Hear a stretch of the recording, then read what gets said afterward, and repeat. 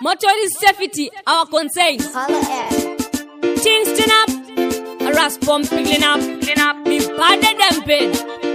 Traffic safety, you bad, be better than bed. So me say, as you see mara, say you watch 5 rands, kunzi wewe ona wafamba pa road, tunoda kutanga watu mwenda kuwash, transport pano shanda wo license. As you see mara, say you watch 5 rands, kunzi wewe ona wafamba pa road, tunoda kutanga watu mwenda kuwash, transport pano shanda wo license. Kunyanya vetsoka isu vana peje, tofamba netsoka one step je, muroti tinofamba asvidi madawa asvidi kutamba. So me say same skill in a train, kombi kana pass parodi apana mafanisi. Unorowa nemota ukapenda chasi andi kunyebere kunza kana same Chris.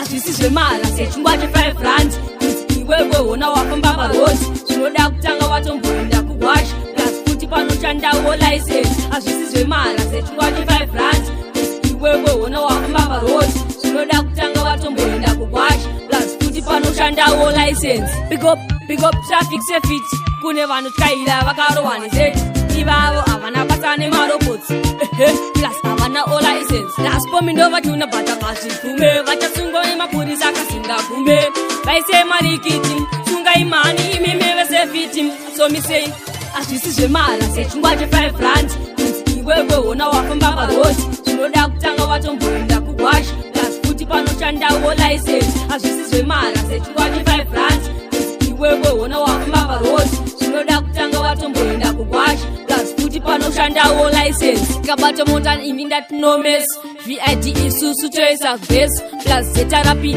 asi mafanizi, traffic safety bora kumberi bas. Ashidi vakasara, ashidi vakarara, ashidi kupusa, tunoda kungwara, tunonakidza kufamba wakagara, tupa WhatsApp chingomira baya baya. Driving turn up, last pump clean up.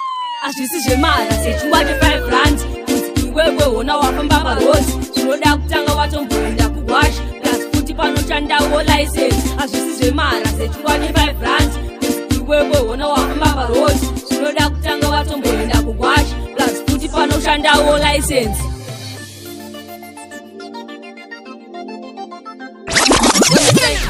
Asisizwe mara sechingwaje 5 rands, kunzi wewe ona wafamba parodi, tunoda kutanga watu mwenda kuwash, transport pano shanda wo license. Asisizwe mara sechingwaje 5 rands, kunzi wewe ona